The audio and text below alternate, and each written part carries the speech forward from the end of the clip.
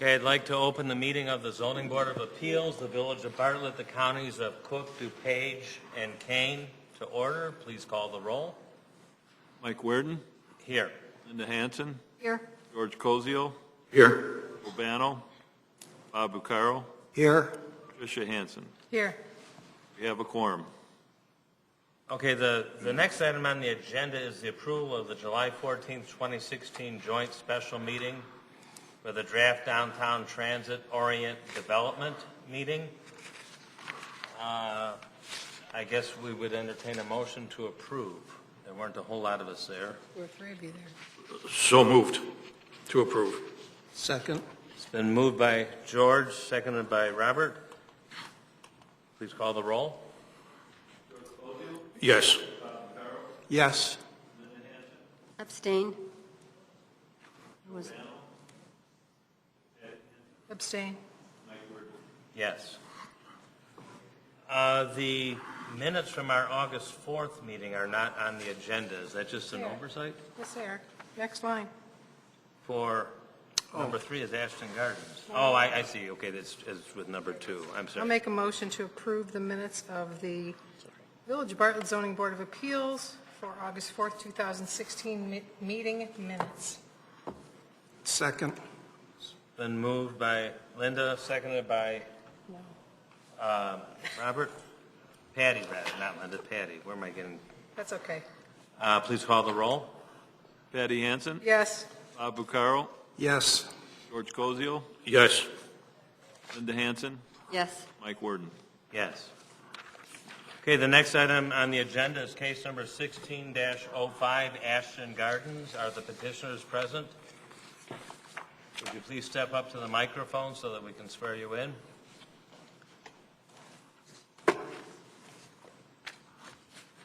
Raise your right hand. Do you solemnly affirm the evidence you're about to give is only the whole truth? And please state your name and address for the record.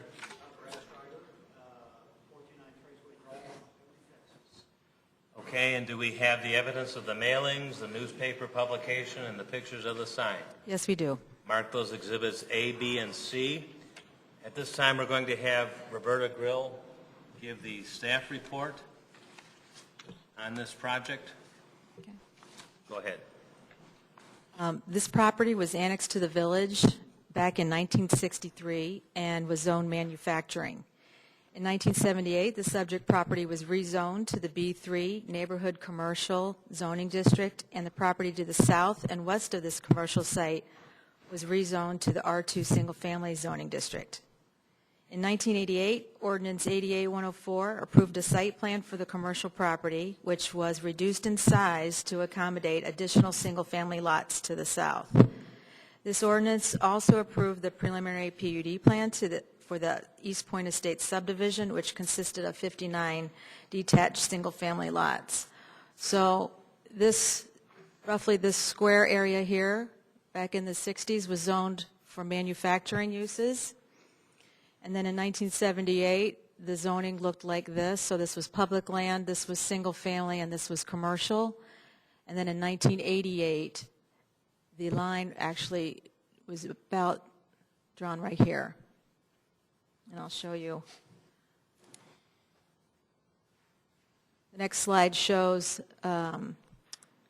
the approved site plan back in 1988 for a strip center that has a parking area here. This is Devon. This is Prospect Avenue.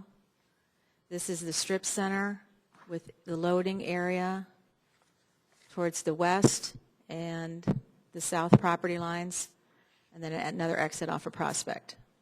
So this plan was approved back in 1988. And then this was the East Point Estate subdivision, also approved. You can see the commercial area is now much smaller to allow for these single-family lots to be created here and here. And this was zoned commercial the same time this subdivision plat was recorded for the 59 single-family lots.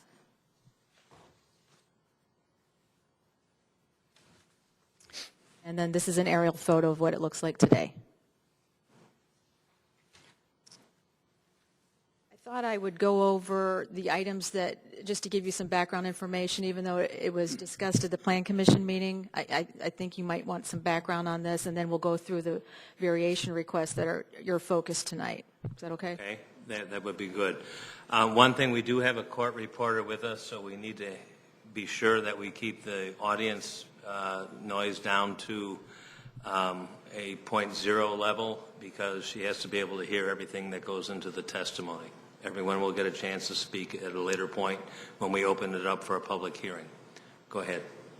Okay, so they are requesting a preliminary final PUD plan, which is before you on the screen, for a proposed wedding and special event facility catering exclusively to high-end wedding ceremonies and receptions. The plan includes a chapel, reception banquet hall, and small office to be located on the 3.8-acre piece of vacant property located at the southwest corner of Devon and Prospect Avenues. This PUD plan was recommended for approval by the Plan Commission on August 11th, 2016. The petitioner currently has similar venues in Houston and Dallas, Texas, as well as Sugar Hill, Georgia, and 3 projects under development review in Cedar Park, Texas, Marietta, Georgia, and here in Bartlett. They are also requesting special uses for a planned unit development, primarily for 3 principal structures on 1 zoning lot, a reception banquet hall, which is a place of assembly, the serving of liquor, and building height for the chapel, which would be approximately 35 feet, 3.5 inches.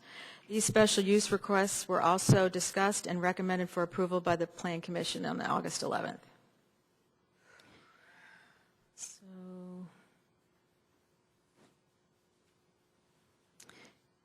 The 14,367 square foot reception banquet hall would have a maximum capacity of 300 guests.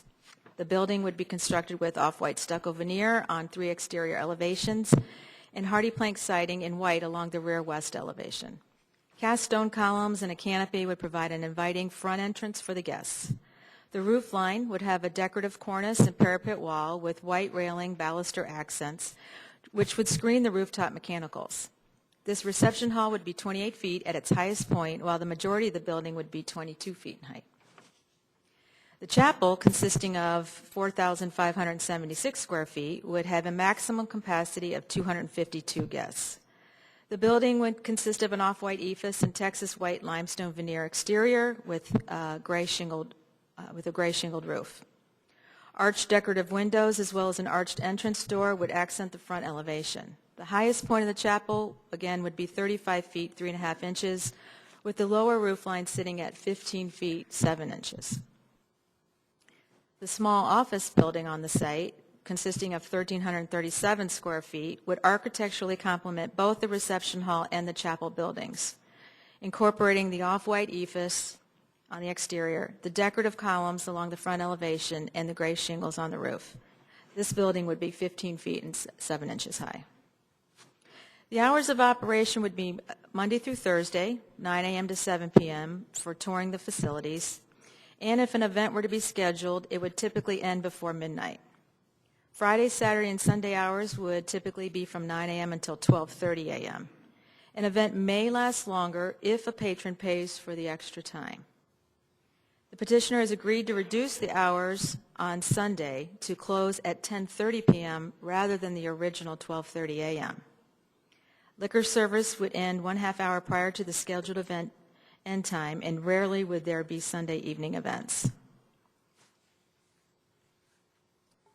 The petitioner would be also requesting a special use to serve beer, wine, and liquor, and would be applying for a Class A liquor license. The hours for the license would be Sunday through Thursday, 8 a.m. until 1 a.m. Friday and Saturday hours would be from 8 a.m. until 2 a.m. And the petitioner does understand they can only serve alcohol during these times specified by the license. Let me go back. A 4-foot-high decorative metal fence is proposed along the north and east property lines, with gates across each entrance drive for security when the facilities are closed. Emergency responders would have access to the lock boxes at these locations. Trees and an 8-foot-high solid wood fence would be located along the south and west property lines to buffer these uses from the adjacent residential properties. So along Devon and Prospect, you would have the 4-foot-high decorative fence, and then the 8-foot-high wood fence would be along the west property line, buffering the residential, and the south property line here. And landscaping would be located between the fence and the parking area and the buildings.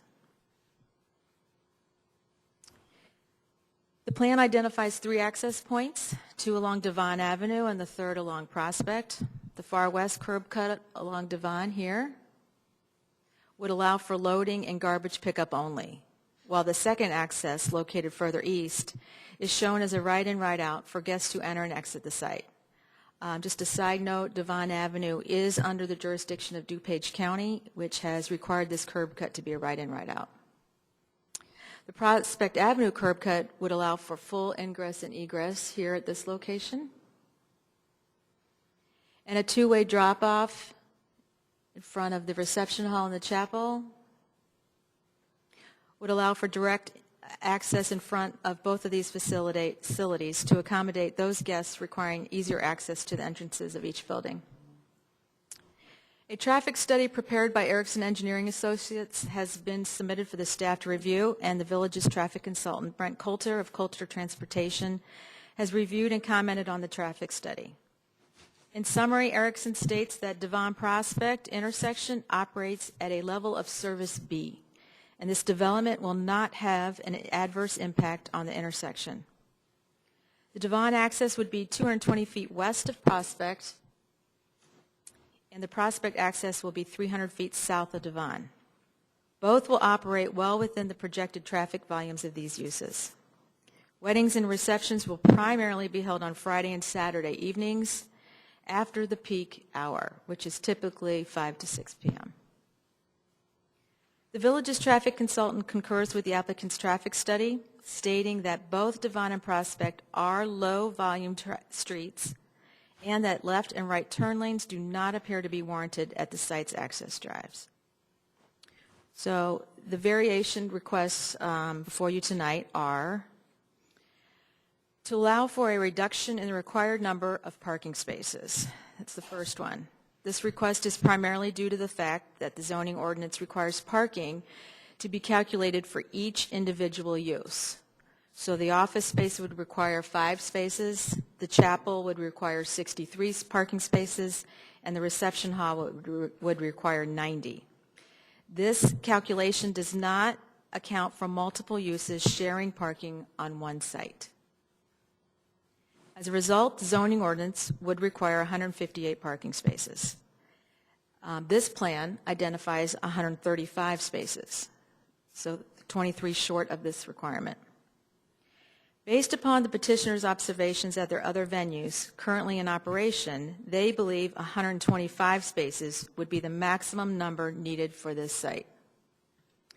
This is due in part that the guests will be proceeding directly from the chapel to the reception hall, and that the zoning ordinance double counts these patrons. The petitioner states that the 135 spaces provided on this plan are more than adequate to meet their needs. Staff concurs and believes that those attending the chapel service will primarily be double counted, and that the strict interpretation of the zoning ordinance provides a hardship for the petitioner. So, if the 63 required parking spaces for the chapel are deleted, the calculation would be, again, the office requirement of 5 parking spaces and the reception hall of 90 parking spaces for a total of 95 spaces versus the 158 that was required for all 3 individual uses. However, the staff does believe that with a maximum number of 30 employees at the reception hall, that these should be included in the required parking calculations, in addition to the 300 maximum occupancy. And as a result, the revised calculation should be, again, office 5 parking spaces, and the reception hall 99 parking spaces for a total of 104. Our traffic consultant, Brent Coulter, concurs that double counting may occur. However, he suggests particular attention be given to the scheduling of events to provide a sufficient time gap to allow those leaving a wedding and not attending a reception to have adequate time to leave, and for reception guests to arrive without an overlap. He also states that because no overflow parking will be allowed on either Devon or Prospect Avenues, and it would seem obvious to most visitors to not park on Devon, that no parking signs may be needed to be posted on Prospect due to its more residential feel. The staff has requested the petitioner secure an additional 20 to 30 parking spaces within close proximity to this site for overflow parking. The petitioner is currently looking at using Metro commuter spaces, which can be used by the public and are free on weekdays after 6 p.m. and all day on Saturday and Sunday. The petitioner would shuttle guests to and from the subject property to their vehicles at the Metro lots if this overflow parking were ever needed.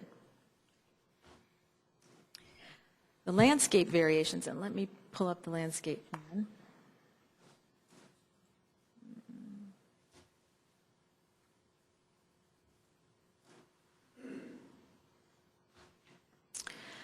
The landscape variations being requested include a reduction from the interior parkway requirement from 20 feet to 16.5 feet along Devon Avenue. So only in this location right here would be a 3.5-foot variation. And to allow 1 tree rather than 2 trees on each double parking island. So the zoning ordinance requires 2 trees on, this is considered a double parking island due to the double row. They're to have 2 trees at these locations. They are requesting to have 1 on each island. The petitioner has stated they would prefer to plant larger trees in and around the chapel and reception hall for aesthetic purposes and to beautify these areas rather than the parking lot. In addition, the petitioner has agreed to relocate the 7 trees as part of the variation request and to plant those trees along the south and west property lines. So here and these 3 here, which would provide an additional buffering for the neighbors. Revised engineering, landscaping, lighting, and truck turning plans are currently still being reviewed by the staff, and that concludes our presentation. And the petitioner obviously is here, and I think he would like to elaborate on a little bit on the variation requests. Okay, go ahead. Thank you. And thank you for your time this evening. A few things. Probably the most important and probably the most concerned to the village and its residents is the parking. As was included in the report, it's really important to understand that although we have 3 buildings, the maximum number of guests that we can have attending a function at one time is 300. We'll never have a ceremony in the chapel and a reception going on with a number of guests that will exceed the maximum number that we can seat in the reception building. So at maximum capacity in the reception building, we can have 300. Those 300 would have attended the ceremony for a wedding just prior to in the chapel. So the chapel would empty out. Guests would go to the reception building. So that's really the maximum number of guests that we can accommodate at one time. Of those 300, and I won't bore you with the statistics, but there are X number of minors, if you will, under driving age. There is a X number of statistically an X number of guests who come in from out of town, who either stay at hotels and are shuttled to the property or stay with friends or family and ride with them. So, which is more of a justification for the number of parking spaces that we feel is a good comfort level for us. At our other properties, 3 out of the other 4 actually have a 400 guest capacity. And we have right around the same number of parking spaces in one property. We have 13 more parking spaces for a maximum capacity of 400. And to my recollection, we've never needed additional parking. Maybe once or twice where we've had employees, a handful of employees, where we've identified parking off-site, but on extremely rare occasion, once or twice that I can recall. So we keep pretty good statistics on this, and we agree with the analysis that the traffic study and the parking requirements that you've seen. We have. I'm pretty sure it's in your packet, but we have testimonials from city officials at other cities at similar size, by the way, to Bartlett, where they have given testimony to the benefit of having an Ashton Gardens in their community, and we've never stating that there's never been any negative impact on it. We have letters from homeowner associations in very similar situations that we have here, stating the same. So we're very conscious of all of the concerns that have been expressed and probably will be tonight by the residents, and went to great lengths, to make sure that we keep that in mind, and everywhere we go. And again, we've got testimony from other homeowner associations stating to the fact that traffic, crime, other things that drunks, whatever the case is, it just states that there's no evidence of the concerns that have been expressed here, which is our concerns as well. In addition, each event is required to have security. In all of the other locations, we use off-duty police officers. We understand that we've learned that is not a practice in this area. However, our director of security for the company has talked with a couple of security companies, private security companies in this area, and it seems fairly common that they use either off-duty or retired peace officers, which we would require by using those services. And one of their jobs is to manage the flow of the traffic in and out and parking, and help us determine, if there's a need for, in this case, if we needed parking, we determine that ahead of time. We would certainly know by the number of guests that were attending, and we would make we would make accommodations in the way of getting either renting or owning a van to shuttle guests between the off-site parking and our property. The beauty of this business is that we know exactly how many people are going to be at every event, and knowing the statistics with the different types of attendees and the comings and goings, it'd be pretty easy for us to predict the need for that as well. So I think that about covers the parking. As far as the landscape goes, as you saw by the landscape plan, we're putting a bunch more landscape than is required on this site. The aesthetics of the site is really our calling card. If you have an opportunity or have had an opportunity to look at our website, you'll see that the properties are either located in a forested area or they're on a piece of property where we actually built a forest, if you will, to create seclusion, and for the chapel especially, which is 3 sides of very tall glass walls, with a view of, if it's in a forest, an actual forest, or if it's not on a forested property, of trees and indigenous trees and shrubs and plant life and landscaping, so that the views are just that, and that the guests are not looking at homes in the area, nor would the residents be looking into the chapel, if you will, while the events are going on. So it's exceptionally important to us, and is really our calling card, is the seclusion and the beauty and the aesthetics from not just outside, but also inside those facilities.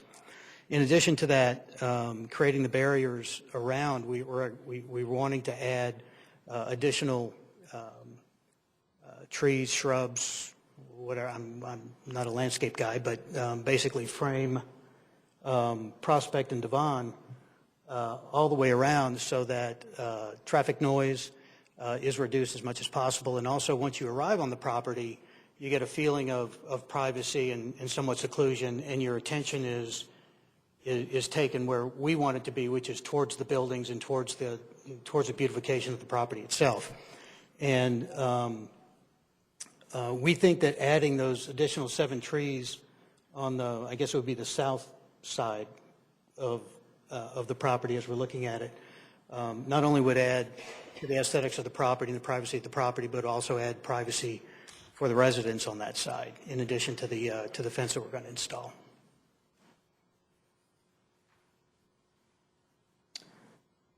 I think that touches on it.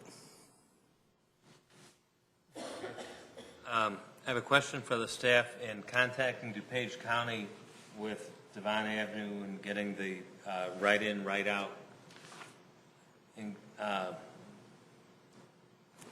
was there any indication from them about any plans at some point to widen Devon Avenue any farther?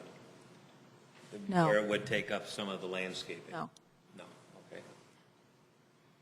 My question would be to staff, of these proposed 135 spaces, how many are handicap spaces? What's the required handicap spaces for this facility? They meet that requirement, and they are located right in the front here. How many are there, though, do you know? There's 5. 1, Five. 2, 3. So there's really then only 130 spaces, with 5 of them being handicapped. That's correct.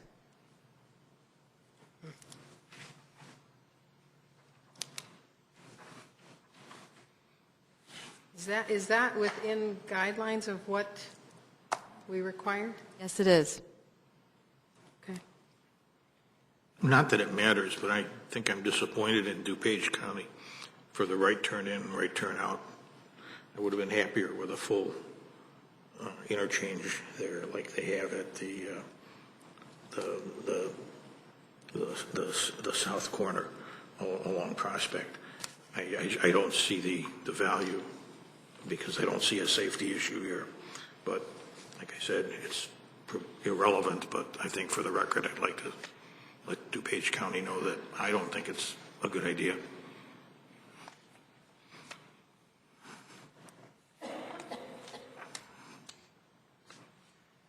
I have a question regarding the overflow parking. In the event, that there is an event on site where you're at your maximum, so you feel confident based on knowing the number of people that are there ahead of time and using the statistics, that you can plan in advance for that overflow parking? Yes, sir. It's part of our.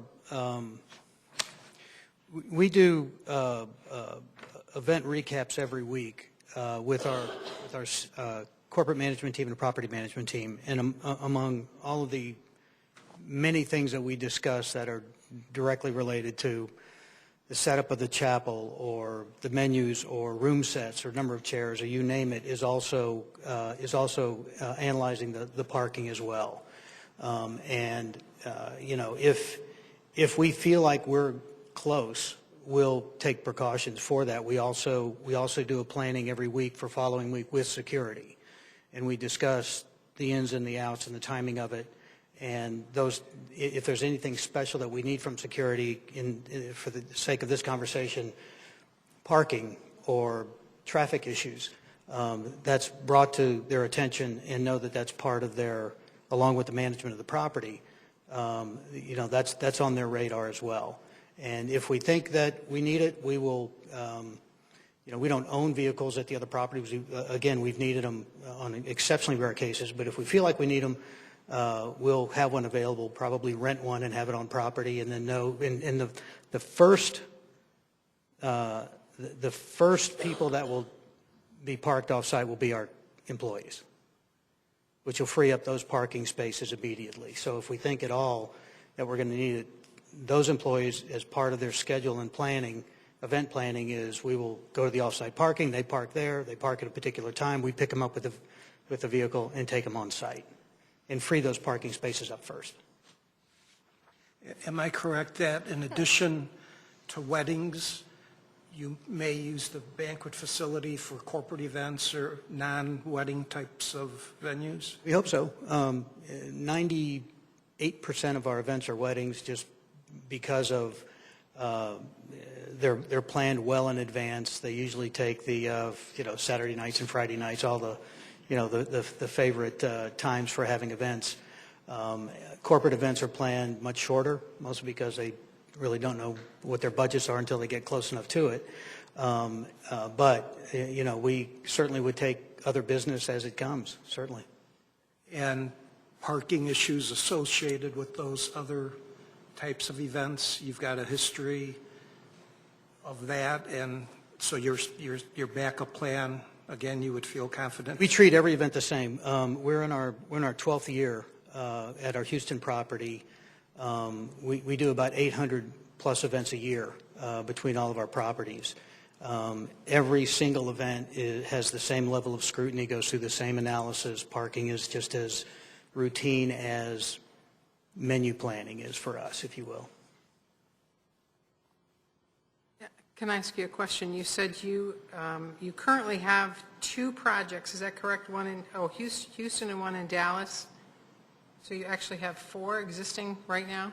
We have 2 in Houston, 1 in Dallas, and 1 in Sugar Hill, Georgia, which is north of. And you do over 800 events? Between the 4 of them, yes, we do. So if someone came to you for a wedding and they were inviting 200 people, they would be the only people in that facility, that time, that Saturday evening, is that correct? It's a good question. A direct answer to the 200 number is yes. Now, we can do, the room is. I know it's divisible. I saw how it could be divided by 2 into 2. However, the capacity can't exceed 300. It's just not designed for it with dance floor space, with pre-function space, with service space and all that. But you could have 100 people at one wedding and 150 at another, 200 at the other wedding, and different chapel times and people coming in and out all the time. Is that correct? We can seat up to 150 on each side. So, okay. But the answer is yes. Well, and the way that happens is that at noon we have a ceremony. At 12:30 or 1 o'clock the reception begins. So let's say there's 150 guests at that. They will take one half of the ballroom. The chapel will be cleared out. All those guests will be in the reception facility. 2 to 3 hours later, the next ceremony will start while the reception has been going on for quite some time, and then those guests will go into the second ballroom. And within an hour or so, the way our times are staggered, within an hour or so of the start of the other reception, the other guests will leave the property. I guess the real concern I have is the parking, because I just can't imagine 300 people at a banquet with realistically only 130 spaces. I understand that, and I find that very difficult to believe. All I can do is just call on what the size of our other properties and the number of events that we have and the timing and all, and just to say that it has been adequate. Our facility in Houston, the very first one we opened almost 12 years ago, has 128 parking spaces, a maximum capacity of 300. We have a small grassed area that's actually designed for parking that holds another 20 or so cars if we needed it, and we use it on occasion. I just don't have anything else to go on other than, here's what we've done, and here's what we know, and here's what the other parking studies show. Okay, I have another question for you. The parking, is it going to be asphalt or concrete? If asphalt is acceptable up here, we would do asphalt. It's just less expensive, and I think asphalt is common up here. So we would hope it would be asphalt because it's less expensive. I just want to ask you a background question. What brought you to Bartlett and to this area? Yeah, happy to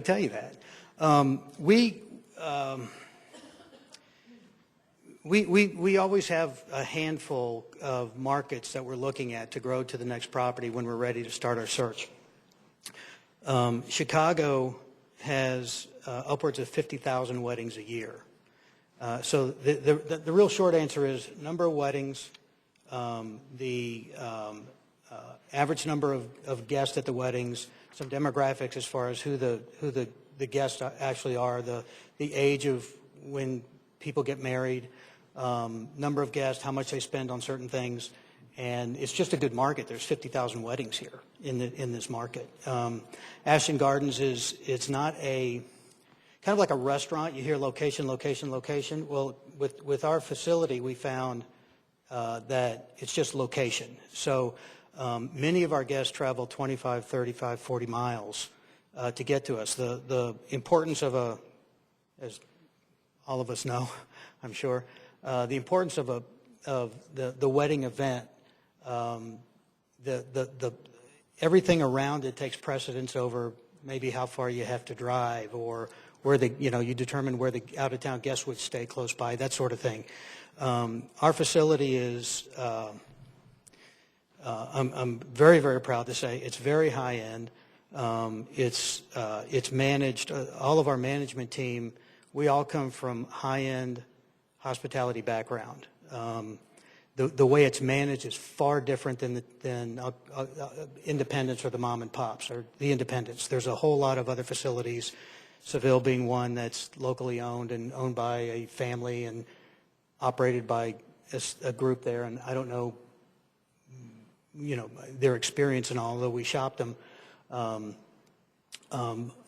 of our management, our corporate team comes from high-end corporate hotel or restaurant background, as does mine. All of the property managers come from high-end restaurant or hotel or some other type of hospitality background for years. So all of that experience, and the investment is quite large in this. The finishes are very fine. We have crystal chandeliers all over the building. We obviously invest in the aesthetics of the property, that sort of thing. So that's the reason why Naperville is close for somebody to drive to get to us. We expect, and the reason why we picked Bartlett, first of all, we kind of started with a little larger target, saying obviously we started with Chicago. And we studied the population of all the suburbs from north all the way down really through the Naperville area. Further south than that, there wasn't a whole lot there for us to consider. We decided not to go into the city because of the expense, because of the all the bureaucracy, that sort of thing. We've done very well. Sugar Hill, Georgia is a town very similar in size. Corinth, Texas is a town very similar in size outside of a major metropolitan area. And we get, so we started with a little bigger target. We kind of narrowed it down to this part of the suburb. And then we started looking for land within a little smaller circle. And, we really like, we're not right on a highway. It's relatively easy to get to from different parts of the western suburbs, northwestern suburbs. And we started searching for land, and we feel comfortable in smaller suburban towns, and we found the property. So this would be the fifth property then, is that correct? This would be our fifth, yes. And Cedar Park, Texas, which is outside of Austin, it's a much smaller market than we're used to going in, but it's a very strong market. Again, we're outside of Austin, northwest by 15 miles or so. Kind of our MO. My next question is, the variation you're looking for in the reduction of the trees on the islands. Trees in the village of Bartlett really have a pretty sensitive scenario in that we lost this summer thousands and thousands and thousands of trees. Many of them the large overhanging cathedral trees on many of our suburban streets. So I look at it and say, what's the thought and what's the reasoning behind you reducing trees I would hate to see it look like a big asphalt jungle. I would like to see trees and at least have some exterior beauty to it. So what's the reasoning behind that? Yeah, I'm glad you asked, because that was a very important part of the conversation with Roberta and the staff. First of all, when because of the beauty of the buildings themselves, and because of the finishes of the chapel, for example, and the finishes of the exterior of the reception building, how they're placed, the landscape around it, the trees that we plan to plant on the sides of the reception building and the rear and the sides of the chapel. When you arrive on the property, we want you to see that. It's a very large investment. We spend a lot of time on how that building looks. So, regardless of the size of the trees when they go in, eventually these trees are going to grow big and block the view. So when you go in the parking lot, So they're not going to be Charlie Brown trees? they're going to be whatever's required by. No. I'll get to that. No, that's a great question. But when you come on property and you get out of your vehicle, the arrival experience is very important.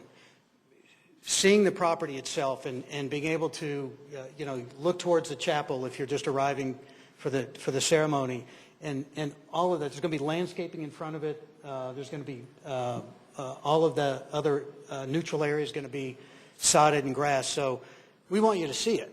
That's the beauty of this is really. It's part of our calling card. The limestone that we use on the front of the chapel, and the handwork that goes involved in that. So we would hate for you to arrive in the parking lot and have these trees just blocking the view of that property. Now, having said that, the challenge for our landscape company is that if it goes in green, it has to stay green. We have to have, if we have an event in February, and granted, I know there's probably not as many in February as, July, but when we sell this site and we sell this property, we show them pictures at their best, and we can't try lying to a bride or a bride's mother, worse than that, bride's mother, about, well, you said it was going to look like this, and now it's that, and, we just don't want to deal with that. So, but the main point is that it's got to have the same look and same feel all the time. So the direction for our landscape company is, if whatever goes in behind the chapel, when they go in green, they've got to stay green. So we need cedars or spruces or whatever it is that stays green in cold weather. We need those there all the time. That's going to be quite a challenge with the Chicago area. It is a challenge. Area. It's a challenge in Texas with the heat. We lost, a half a dozen trees behind the chapel, and those things are 22 feet tall and 400-gallon root balls, and we replaced them because we can't walk a bride into the chapel and she goes, oh, well, there's a dead tree, and behind the dead tree is a smokestack of a house, because that's not where they want to get married. So it's really important to us. We spend a lot of time on that. So I'm glad you asked the question, because we have that discussion all the time. The single trees that you're proposing, are they going to be the same size as what would have been 2 per island? Yeah, it's whatever's spec for it, just to meet, we're going to satisfy the ordinance. So whatever's coming out of the islands are going along the perimeter. I mean, it would be nice to see if you're going to go to the one tree concept, that the size of the tree be upgraded. The comment was made about exceeding the ordinance. Is that kind of like in volume or size? I'm sorry, say that again? Or for the landscape requirement that they were exceeding what was required? And part of this is coming out of the proposed islands with only having one in each island, and those trees would be moved to the south side of the property? In the west, these In the west, gray ones okay. here would be added. Those are above and beyond the requirements of the landscape ordinance. Okay. And we understand the sensitivity of the neighbors and the view from their backyard and that sort of thing. So that's why we said rather than just take them out, we'll actually put them to better use, at least in our opinion, and probably in the opinion of the residents as well. If they could have more trees, blocking their view of us than in the parking lot, they would probably prefer that as well. So with the landscaping and the fence, it would be a solid fence, so there would not be a big chance of headlights going into people's houses and things? This is an 8-foot-high solid wood fence, yes. Okay.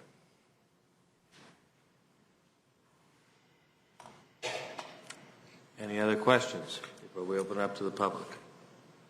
I don't know if I had my question answered.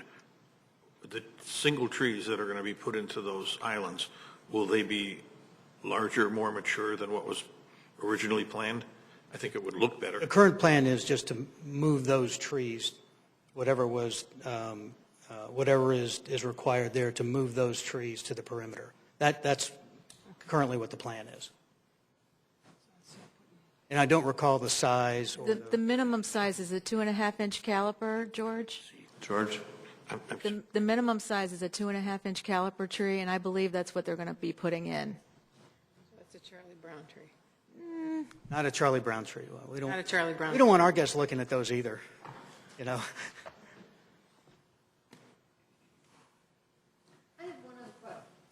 have one other question.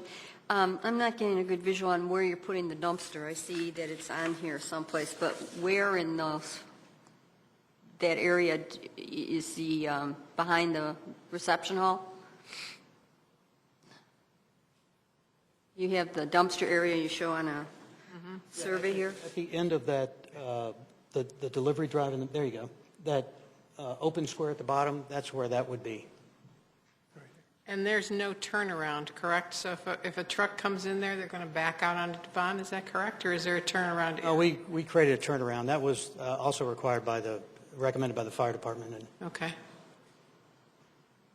So there is a turnaround in the back, okay. Yes, ma'am. So here is the dumpster area. Okay. It's hard to see. It's a big, magnifying glass.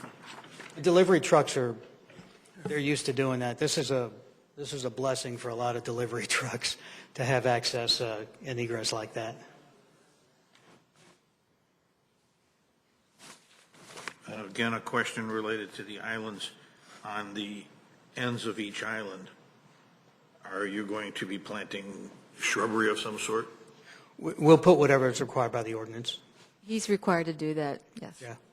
So there will be some Yes. vegetation so that it's not Either- just flat.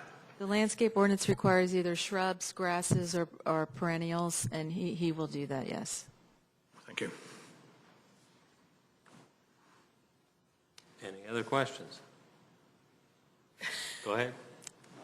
I came all the way from Houston. I'm yours. I mean, we can talk all night. Realistically, what is your count for staff to have a 300-person wedding from the standpoint of busboys, waitresses, bartenders, security? What realistically would you require if I was going to have a 300-person wedding there, which I would never do again, but anyways, what's your staff capacity going to be 26. at that point? How many? 26 maximum. 26? 26. Is there parking off-site? If need be. Potentially, yeah. We find that a lot of our we find that a lot of our service staff, for example, are younger citizens, high school, college kids, live around the neighborhoods, that sort of thing. Some travel together, some walk, some ride bikes. But even if they all drove their own car, 26 is, and I can break it down by position if you want, but 26 is really the most that we would see on an event that size. Wow, that just doesn't seem... I'd want at least 4 or 5 bartenders, I think, but for 300 people. Okay. I mean, again, we just have the statistics and Right. based on the parking study, I mean, it's what we have to go by. Gosh, I hope we need off-site parking every weekend. I really do.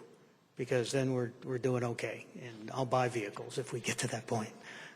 What's your anticipated, if this were to go through the whole process, what's the anticipated day to break ground and build this facility? What's your length of time to build it? It's 10 months.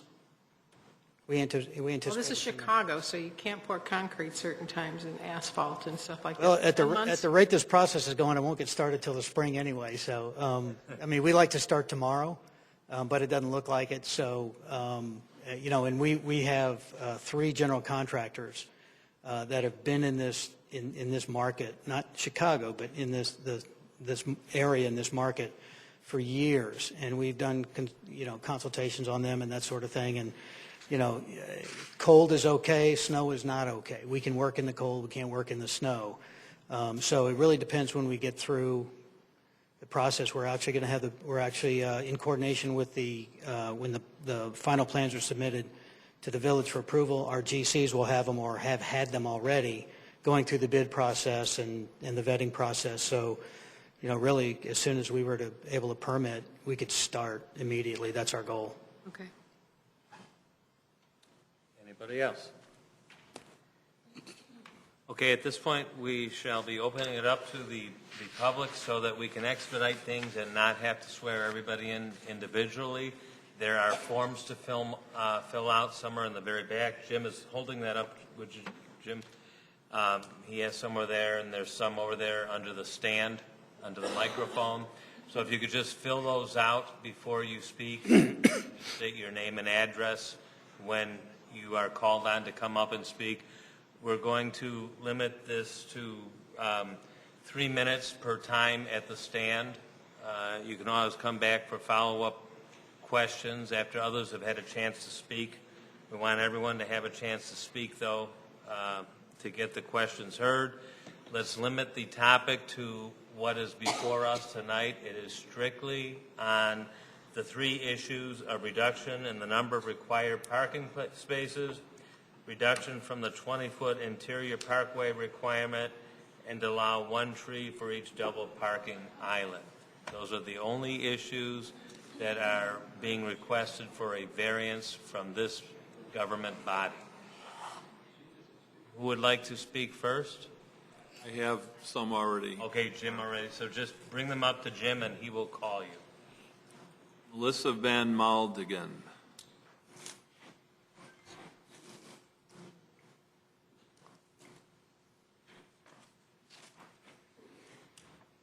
I'll start the timer after you state your name and address. How's that? Good evening, I'm Melissa Van Meldigan. I'm 832 Tallgrass Drive. Just wanted to say a few things today. Some of the things are, we have rules in place. You keep saying that, he's covering the variances, brick variances, they have to have 2.5-inch trees, that sort of thing. I guess I don't see why we need to give them a variance on the 20 foot, reducing it to 16 feet if the area doesn't fit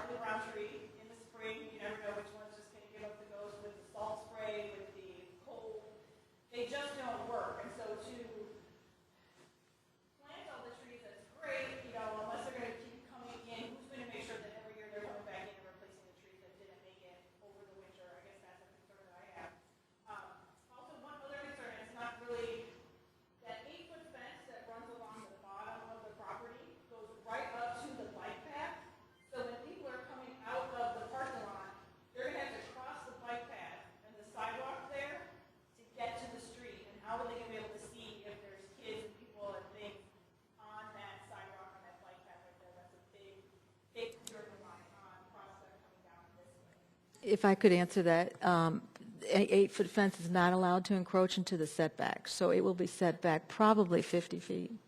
Okay, so the 8 So it will not, the bike path is not on this property, so start from the property line, head west, and then the fence cannot encroach at 8 feet in height beyond that front setback. So it's going to be set back quite a bit. Okay, so there won't be any encroachment on the sidewalk that runs down that property? No, it cannot. The bike path is not on this property. It's in the right-of-way. Yeah, but I Right. was afraid that the sidewalk went right up to it. I wasn't sure exactly where that fence stopped. Now, so I guess now the 4-foot fence would be on their or 1 foot in from their property, but that's only 4 feet high. I just want to make sure you're clear on that. Yeah, the 4-foot Okay. one I'd have a problem with. Okay. It's the 8-foot one that I thought went all the way to the side. No. 1 minute left, and I'm stopping it when staff is talking.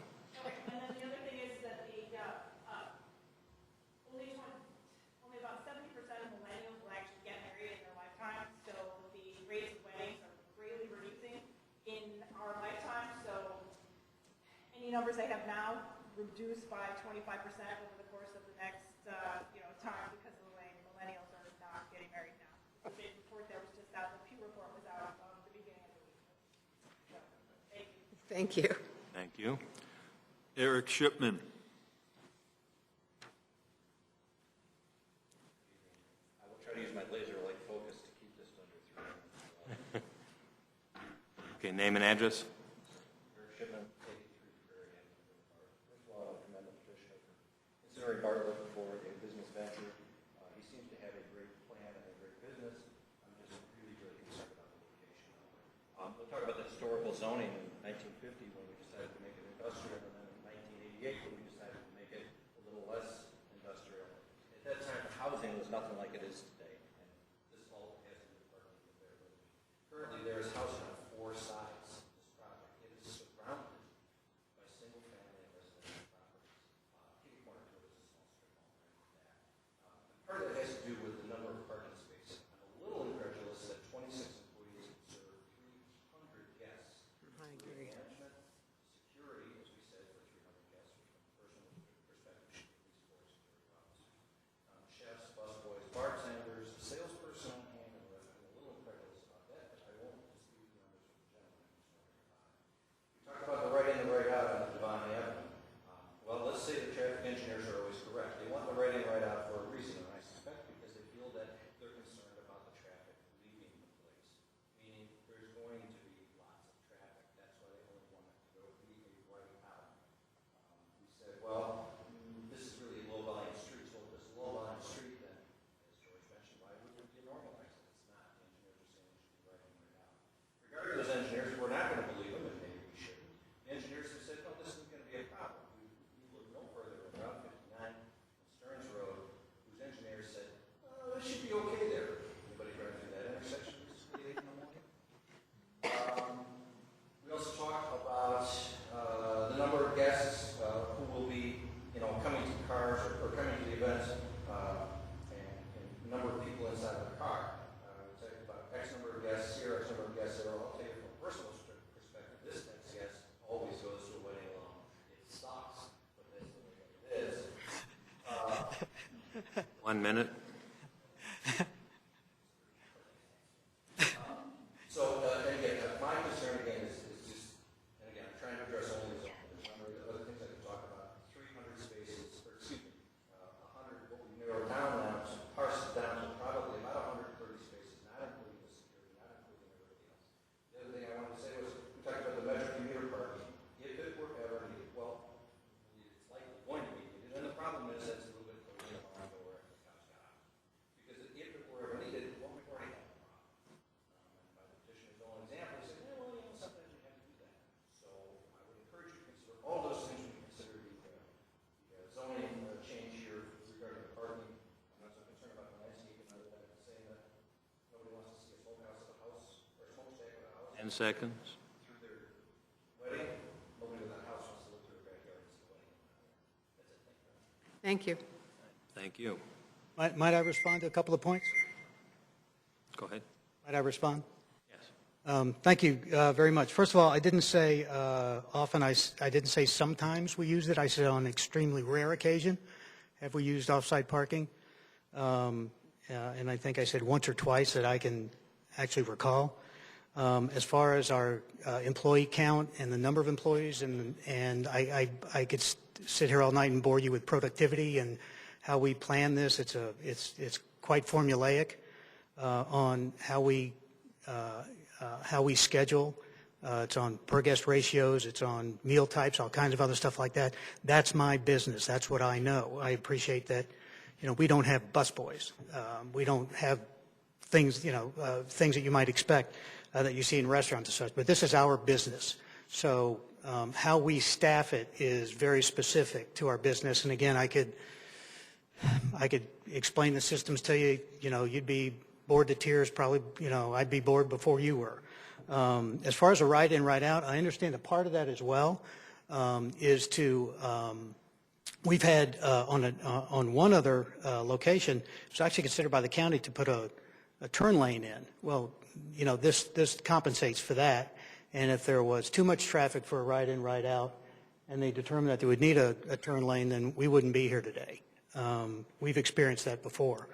As far as other things, that yes, we're from Texas and this is Chicago. That's why we hire people from Chicago to engineer our buildings and to do our landscaping and to determine asphalt versus concrete, that sort of thing. We have experts that do that. We don't do that. So I hope that addressed those concerns. Judy Philippan.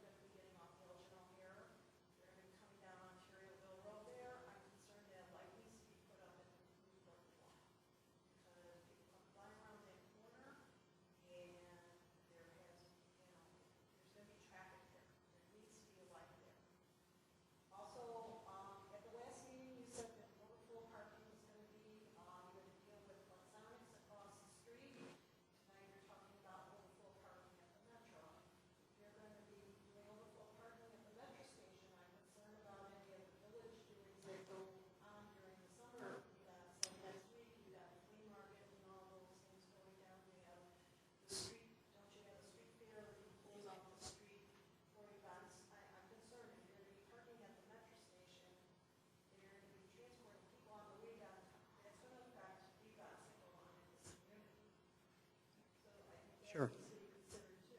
And I think all I can say is that we can only work around the parameters that the village and the locale gives us. If they are concerned about it, they will tell us we can't do it. So, we're just doing what we're asked to do under certain parameters. So if there's an issue with that, then I think that the village has to change their mind as far as giving us access to it, or however that works out. But we've already had these conversations. And as far as the senior flexonics, we actually did have an agreement with them all the way down to consideration of insurability, and that was before the last meeting. As it turns out, as recently as the end of last week, they changed their mind. For whatever reason, they changed their mind. So we looked for another avenue, and this was the recommendation we were given. But if it's available and it's available to the public, which we would be part of the public, and the village offers us a recommendation or agrees to it or tells us we can do it, I think the conversation has to be with the village officials, because we're just doing what we're asked. Yeah.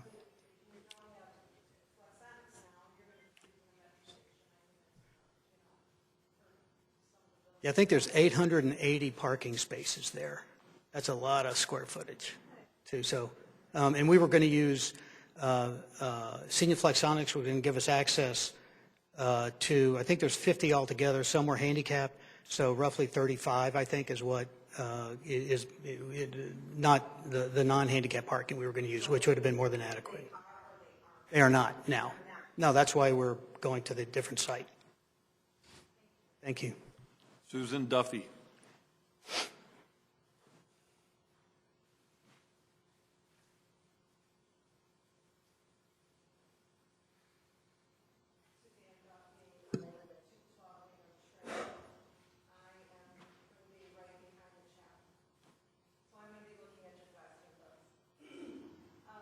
or trees. He'll be looking at the trees. How many trees are you removing from the west end of the property in order to make room for that driveway? As few as possible. The only one, yeah, I don't know if we have an overlay of that, but it's actually part of the landscape plan. We want, if there was one tree on that whole property and we could keep it, we would keep it. Yeah, so anything that can possibly be salvaged there will, and we've moved the, yeah, there you go. They are saving, I believe, 6 trees in this location. That's what they're showing on their landscape plan. Yes. Along the perimeter here, these are coming out, and then there will be 6, and you can kind of see it on this other plan. It's difficult to see, but they're light-colored trees right in here. These will be saved, and they're incorporated into the landscape plan. I'm not familiar with how all this works, but if you're submitting this plan and you approve it as far as landscaping and parking, who enforces that? Is that something that's done at the closing, or so if they don't plant enough trees, according to their map, how does all that happen? I have to go out and inspect it. I do. Mm-hmm. So you account for I count every tree. another consideration. And she's tenacious, by the way, about her trees. I'm not kidding. Consideration with parking is snow removal in the wintertime. And if it piles up and you take spaces away, and who is going to enforce the fact that you are going to have this bus that's going to take people a mile away to the metro station and not have the people going around and parking in front of the house? Look, we know when people have to drive to our property first, before they get anywhere to discover that there's no parking, and our security is there to direct people to available parking here or to direct off-site. But like I said, our employees, maximum of 26, will be parking off-site first. So it's just we have to manage it. And if there's any enforcement by the village, I'm sure they'll let us know and we'll comply. Besides your 26 employees, there's some other people that will be driving their own cars, like a photographer or the DJ or band minister. So that's another potentially 10 cars. Right. You're going to have enough park off-site? And they'll park off-site. They'll be the first ones to park off-site if they have to. Well, we manage that. We have, and I'd love to send you our standard operating procedure on what our outside vendors are supposed to do, because it's very specific. And so, yeah, we manage that. I mean, it's free for all. The maturity of the plantings around the property, is there a rule on how big it has? I mean, that's his own design, so he gets to decide how big Yeah. it will all be, like around the chapel. Our minimum is for an evergreen tree is typically around 6 feet high. He wants to do quite a bit bigger than that. He's oversizing many of the trees. So he's exceeded our landscape requirements. The village doesn't require any of the trees behind the chapel or to either side of the reception building. We're doing that. And, the guests in the reception building, we have windows on the side. So if this is our reception building and this is one side, there's windows. And, any more than a bride getting married in a chapel wants to look out over an open building, anybody inside that building doesn't want to look at into a dormant chapel or something. So it's part of our, it's really just part of our image. I mean, if you look on site, and I would encourage you to, you'll see that all you see are trees everywhere. Well, 3 of your 4 are like that, but the one on Clay Road looks like a parking lot. Well, the parking lot looks like a parking lot because we're not required to put anything in it. Well, there is. I'm sorry. I'm sorry. I apologize. I'm just concerned about all of the landscaping being planted the way you said it's going to be, and I understand. Because I'm going to be looking at two of the glass walls. You won't see them. I had a question too about last week or a couple weeks ago, they were talking about the air conditioning units. Where is the air conditioning unit located on the chapel? Is that going to be on the, On the ground? no, there's nothing on top. I won't be looking at anything on top of your building. No, ma'am. It's a peak. It's a gabled roof. Right. So What about those two things that go out like that? those are the extensions. Those are the groom's room and the bridal dressing suites and public restrooms. And actually, if you go back to the other one, See, Berta, which one? just prior to that, the site plan. Okay. You see the wings of the chapel, just inside of them. So we're like right there where that light is. On either side, on the ground, is where the AC units will be for that building. And then how many light fixtures, poles are going to be in the parking lot? There's a few here. For that? Yes, There's an there ordinance is, for yes. that, Right? There's very few, actually. I would say less than that. I don't recall exactly, but 1, 2, 3 light poles here, and maybe every other island is what I recall. Yeah. How tall are they? Am I going to be looking out my bedroom at those lights? Our maximum is going to be 25 feet in height. We are required to have, we did a couple of things with our,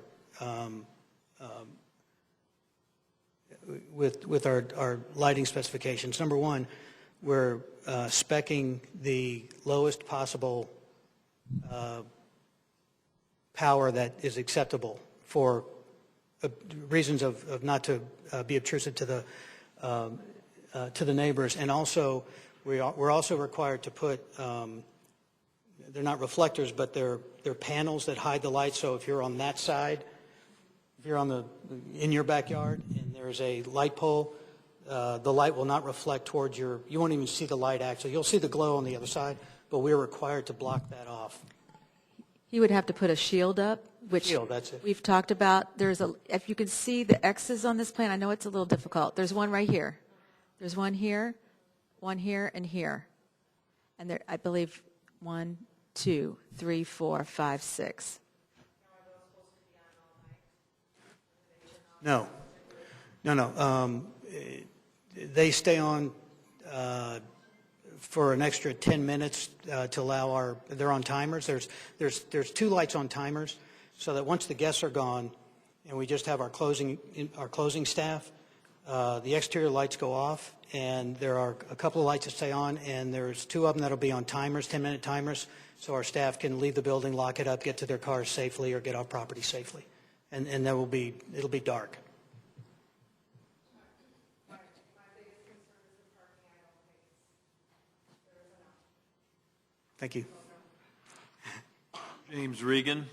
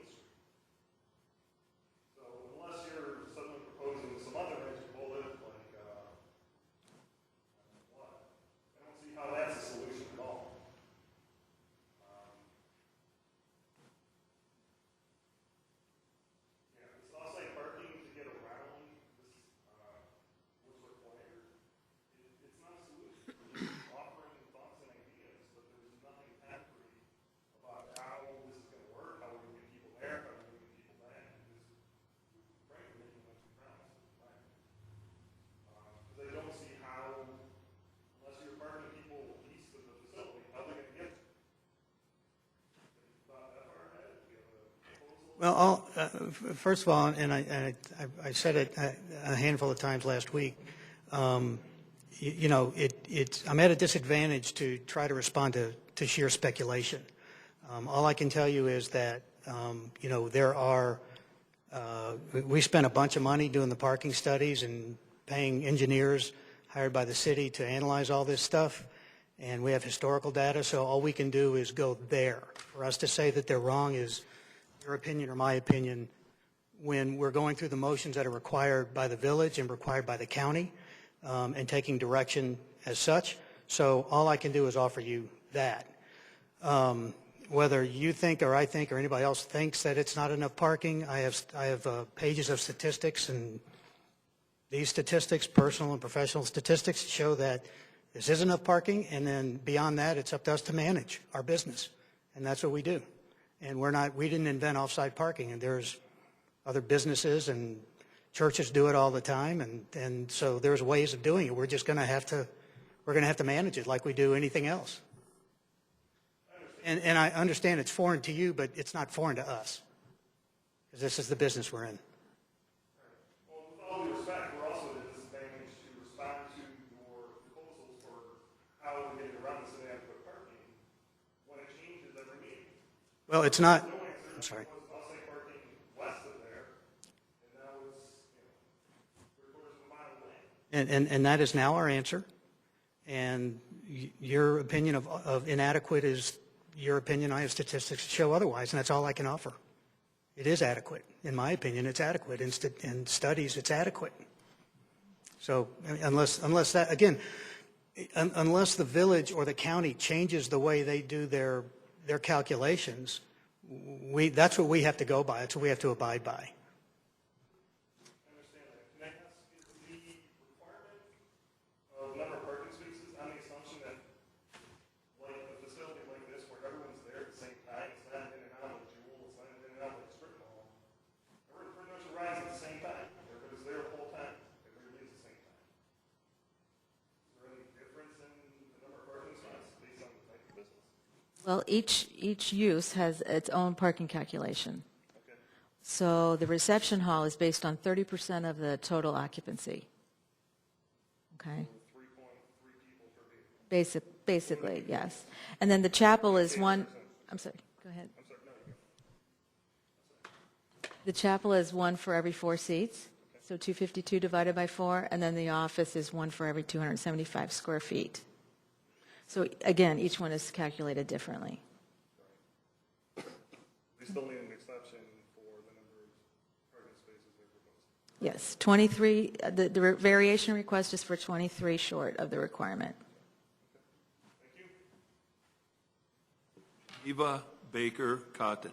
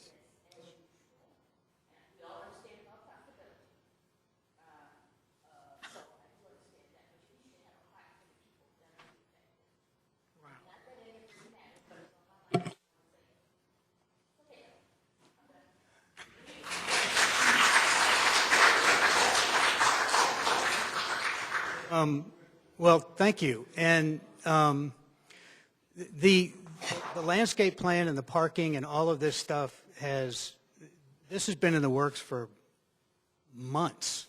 We don't get here. I can't propose something last week and change it this week and have these guys pay any attention to me. I've got to follow pretty darn strict, and I'm not a bureaucrat, so this stuff drives me nuts. These guys are in charge of making sure everything stays in place and people do what they're supposed to do and all that, and I'm more of a, that stuff makes me crazy, but we have to go through it anyway. But this plan has been like this since we first submitted it for months ago. So we haven't changed a thing on parking. We haven't changed a thing on, the only thing we asked for was the trees, and we agreed to, and if the neighbors would rather have the trees in the parking lot than behind their property, we can consider that. I don't think that's, we thought that was a great idea. Well, we're going to. Well, but anyway, but this has all been in the works for many months, and what you see now is the outcome of a whole lot of different people hired to do what's required by the village, what's required by us, changes based on what the village is asking us to do, some changes based on what we would do anyway, being in the location that we're at. So this hasn't changed, really at all. If anything, it's gotten more cumbersome for us to comply. Mike Tabella.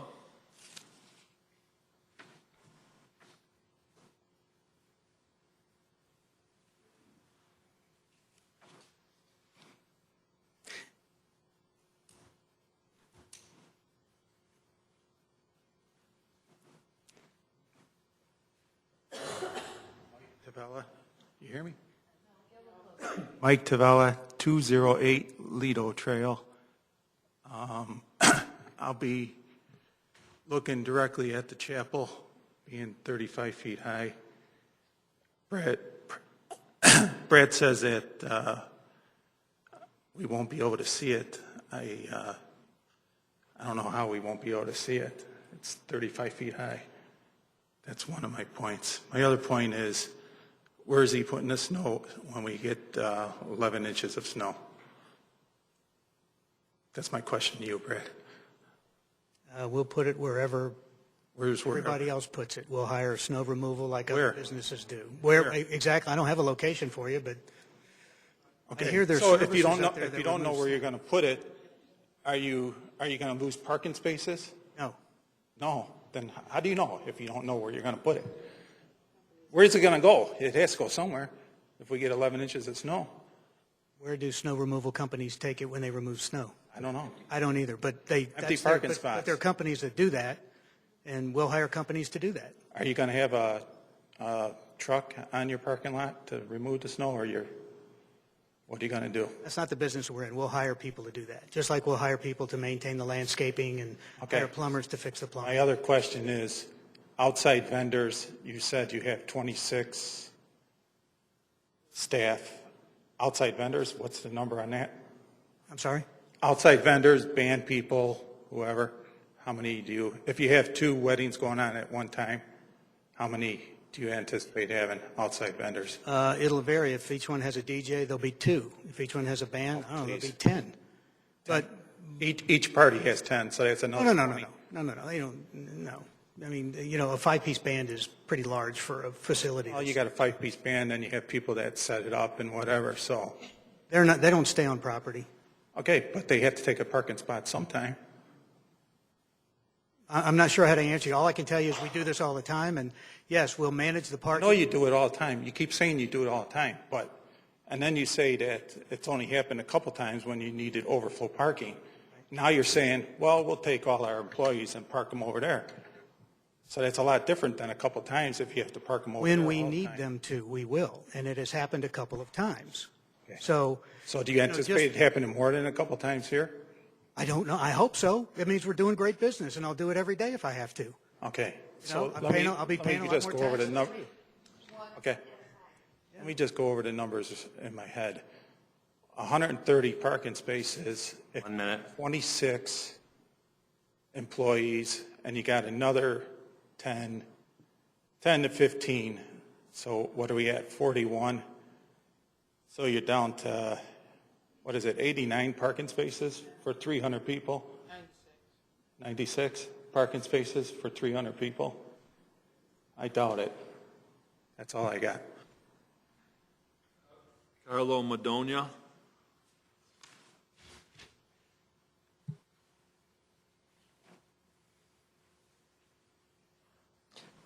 My name is Carlo Madonna. I live at 224 Lido. I'm going to direct my concern to the board. I've been living this property. I bought the house 23 years ago. First thing that struck when I saw the neighborhood, that I love the neighborhood, and I say this is the house that I want to raise my family, which I did. For 23 years, I've been in this address. Love the neighborhood, great neighborhood. Now all of a sudden we got this dilemma here. To me, it's ridiculous that we even here addressing this matter, because the way I look at it, like I say, you know, it's a great neighborhood. This little space there, for you guys to even consider putting an establishment like this, it's craziness, really, because not only the traffic will bring it to Lido, which I live a second house coming from Prospect to the right, so this establishment will be 100 feet from my backyard. So we're talking about 100 feet. So 100 feet to have an establishment like this in the neighborhood, in a family neighborhood, you got kids playing, including my grandkids. You got bikers. You got people walking the dogs. I mean, this is a family neighborhood. How you guys even consider putting an establishment like this in this little tiny area? That's my question to the board. Because it boggled my mind. I don't know if you guys read one of my emails. It really upsets me so much. Not because the company is here just to make money. He doesn't care about us. He doesn't care about anybody here. He just is here to make money. And the city of Bartlett, I think, has got to wake up and really... 1 minute.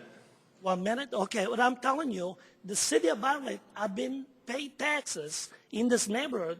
And let me tell you guys, which is pretty steep, we're paying almost $1,000 a month on my property to be in my house, to have a privacy, no noise, no rats in my backyard, which you will bring, no drunken people pissing all over the grounds, and the traffic will be circled to Lido and parking all over my driveway, all over my street.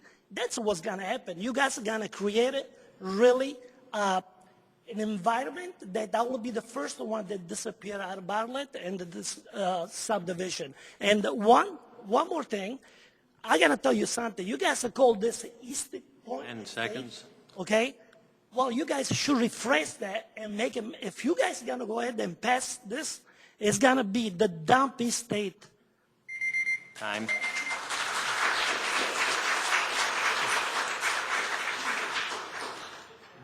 Navin Chandra and Sanita Shah.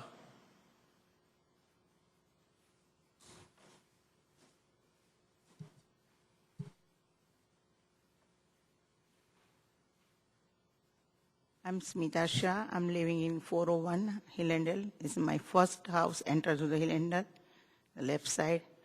I'm disagree, whatever that guy previous, I'm totally agree with him. Thank you. Jim Souter.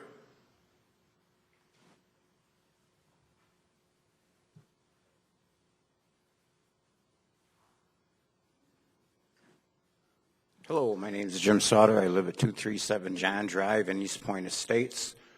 My question isn't really directed to him. My question is directed to you.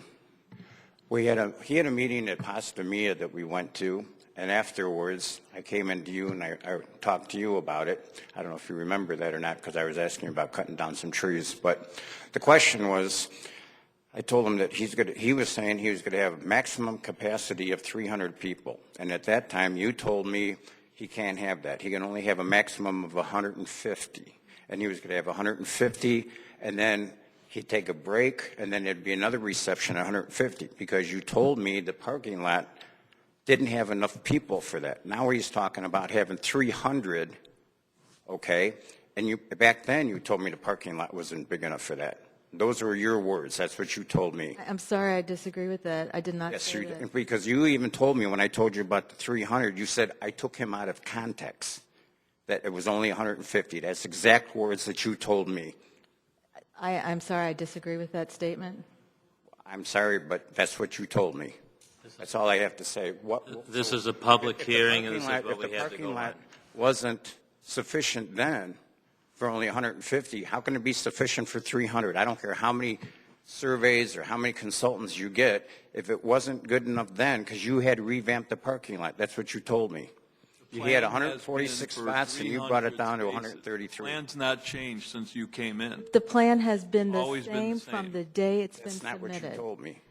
I'm sorry, again, I disagree with your statement. That's not true. Sorry, but that's what you told me in that meeting.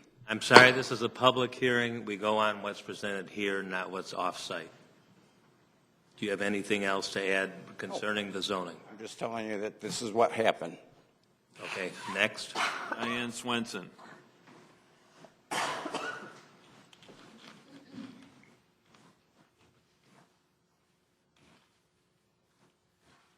Hi, I'm Diane Swenson, 237 John Drive. I live in East Point Estates neighborhood, which is to the south of this proposed wedding chapel and facility. What I think is I agree with Carlo in so many ways that it's going to affect our quality of life. And you could say that it doesn't matter, but we've been supporting this community. We've lived in our home for 22 years. I have a rough estimate. Our taxes were $200,000 that we paid over the 22 years. There are 59 homes in our subdivision. That's $12 million that our neighborhood has contributed to this community.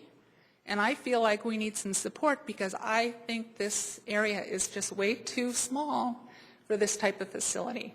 And there's going to be too much traffic coming in and out. I noticed the fences, and I agree. I was worried about, well, I wasn't worried because I know anytime you have a fence that comes close to a road, we reduce the height of the fence. Well, we've been told that we have 9-foot fences so that it will protect our view and we're not going to be bothered by things. Well, we know the first house on each corner is going to have a reduced fence. The one, Carlo's house, and the one next door, right on the corner, is going to have traffic going in and out constantly. And I'll tell you, in our neighborhood, we sleep with our windows open, and we know that when people leave weddings and happy times with alcohol, you stand in the parking lot, say goodbye to family and friends, and it's going to be very disruptive to the quality of our life. And I feel like we've paid and deserve a right to have a good quality of life. We love our neighborhood.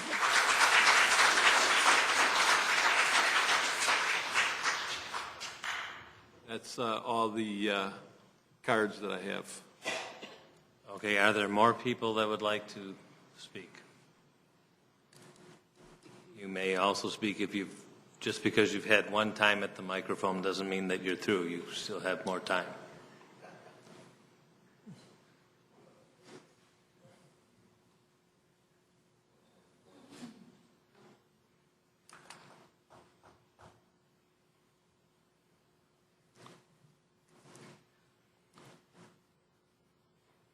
Thomas Cotton, 402 Hillendale, East Point Estates.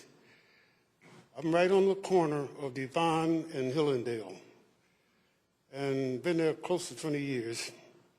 And I'd like to know, is the parking going to be the same after 10 o'clock at night? Cars get ticketed or whatever if they park on the street? the way the village always had it. I'm speaking to the village people. Yes, that would not change. Okay, 10 o'clock at night, make no difference what night it is, the cars got to be gone.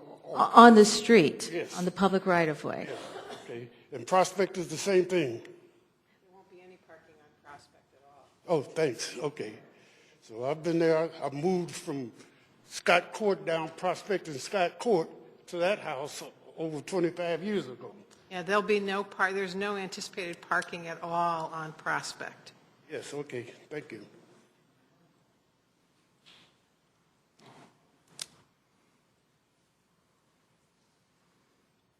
Pat Kelly, 1009 Bentley Lane.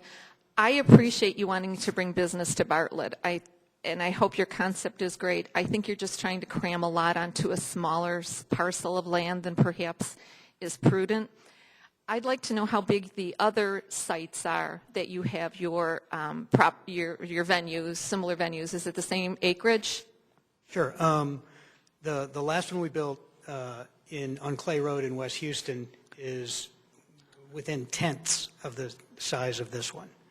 For those of you who were at the last meeting, we also showed the proximity to homeowners, which in some cases were closer, but we have two sides with residents as well there, very similar to how this is set up. And again, as stated before, it was shown in the last meeting, and it's access for anybody to see. We have letters from the homeowners associations praising the business and talking about, you know. I appreciate all that. Oh, It's the quality, and I don't live right around your venue. So to answer your question, we have one property is on 9 acres, but the space that it's built on is all within very similar, because we just don't need any more. No, I understand, but when you have 9 acres, you also have a bigger area. My concern is you've spent a lot of money for experts to do your parking study. The Village of Bartlett also spent a lot of time and money determining minimum standards for parking, and you're asking for a pretty significant deviation from that. You're not including, again, some of the staff, and you can lose a whole row of your parking with our snow. You can go to any of our park, unfortunately, with our winters, and if everything is pushed to the side, you will have less. And regardless of where your remote parking is, people are going to, with all due respect, they're going to park on Prospect because whether they see no parking signs or not, people that don't know the neighborhood are going to park on Prospect. Yeah, and we're going to support you on that. Again, that's number one, why we have peace officers, current or retired police officers. They're here to protect those things as well, protect the homeowners as well, protect from noise, protect from traffic. And if there is no parking on that road, then we'll be the first ones to either tell them or call the police. Our interest goes beyond that little 4-acre piece. It really does. So I appreciate, and I think you can be less disruptive to people in the neighborhood than something going all the time too. I just think you're trying to put too much. I don't think to ask for a deviation is appropriate because I don't think even the village's minimums are sufficient. I can't see how a 300-person venue, I've paid for 300 people weddings. You're not going to only have 125 cars.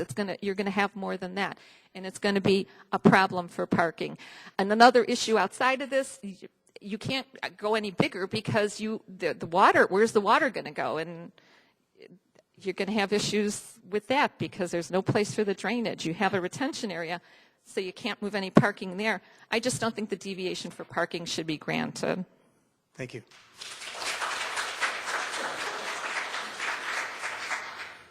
Can I ask a question? Yes, ma'am. And this may sound really ridiculous, but you have this black wrought iron fence that's going to go on the 2 Devon and along Prospect, and there are actually gates that will be closing, and the fire department will have access to these gates. And what happens when someone is too inebriated to drive and they leave their car there?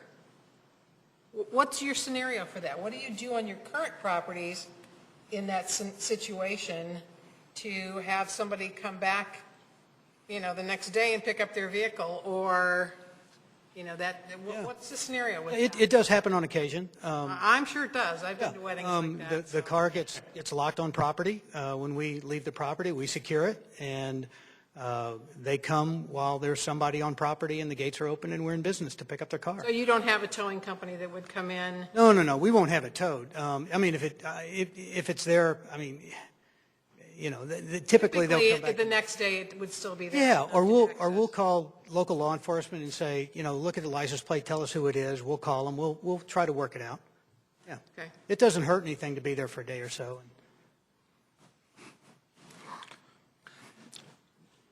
I have a question. If this facility can support 300 attendees, on average, what do you think is a number of attendees? Because you're not going to always be maxing out at 300. Great question. I'll tell you exactly. 148 is the average number of guests, and that is, you know, that is what we rarely fill these buildings. Believe me, we would love to, you know, do 300 all the time. It just doesn't happen that way. The average wedding is 148 with a low somewhere in the low hundreds and the high somewhere in the upper hundreds. You know, less than 20% of our business is over 200 guests. And that's how we get to that average. Because if it was higher, that average would be closer to 200. But it really is not. I mean, we're talking about in our Atlanta property, which seats 400. Last year, we did 16 at capacity, 16 events at capacity, out of 200 and just shy of 230. So the arguments are valid, but you know, as much as we would love to fill that place every day, it's not. It just isn't going to happen. The average number of guests in a wedding in the Chicago market is 4 higher than the Dallas market, and our statistics are frighteningly similar at every property, and we're within, you know, that many on the average of every property, and it's in the upper 140s. And 3 of those properties hold 400 guests. I'd like to address a couple issues. I think, first of all, DuPage County, as it has been pointed out, has jurisdiction over Devon Avenue. We do not. I think the right in, right out is a very good idea, because if you've ever driven in high traffic times, for example, at Countryside Funeral Home or at Moretti's, when people are turning left, they need to have some right in, right out over there on certain occasions, because it gets to be quite a traffic hazard. And at least here, it's going to be easier to exit on Prospect and go up to the light and turn left at the traffic signal, as opposed to trying to cross 2 lanes of traffic on Devon Avenue. That was one reason why I asked the question in the beginning, to see if there were plans by DuPage County to either widen that or put a median in or something like that. Generally speaking, when they have right in, right out, they do not change it later on, and I think that's a very good safety issue. Some of the other things that was pointed out, that this property was zoned as non-residential, as business type things, all the way back in the 1960s. I mean, I've lived in Bartlett for 55 years. I've sat on this board for 37 years. I can remember when that was farmland. This portion under consideration now has never been designed for residential. And so some of the points that people have talked about 20 years or 23 years ago, some of the things that have come before us for zoning changes or for potential changes, you could have had a strip mall there with stores that might have been open 24/7, and you would have had a lot more traffic going in and out at various times than what this has proposed for limited times per year. Most of the traffic is going to be generated on a Friday or Saturday night when something is going on. It's not going to be there every night of the week, and it's not going to be after 2 a.m. You had another, did you want to speak again? I did, but I can wait for Go ahead. Melissa Van Meldingen, 832 Tallgrass Drive. A couple of questions I had was about the security officers and then parking on Prospect. With that respect, you had mentioned that they will, be directing people to different areas.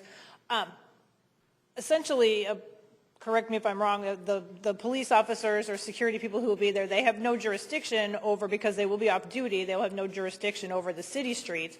So all they can do is tell the people, you can't park there. The people don't necessarily have to follow that rule because they won't be in, uniform. Who will be paying for the no parking signs that will need to go up on Lido and those streets in those areas if they're going to do no parking signs? And, if people are going to run the risk, people will take the risk. Well, I'm just going to park here because odds are I'm not going to get a ticket. Instead of, parking a mile away and having to wait for some bus when there's 2 feet of slush on the ground, they're going to go around the corner. They're either going to park in the Park District parking lot that's, just around the corner from there or down there on the street. Can we increase the fines on those parking tickets for people who do that to make it harsher for them? Because that's what's going to happen. People are going to park there. They're just be like, yeah, I'd rather pay the $10 ticket than wait for the shuttle to take me back to the train station.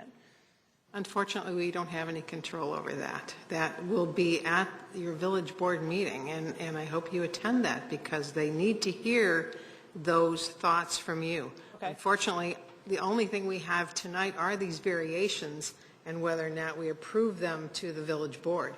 I will tell you that the Park District has specific hours, and I can tell you that they do ticket the Bartlett police or whoever it is, because I have had a ticket from a surprise birthday party where I parked in a park that closed at 10 o'clock. So there are things that can be enforced. I live a block from the 4th of July festivities.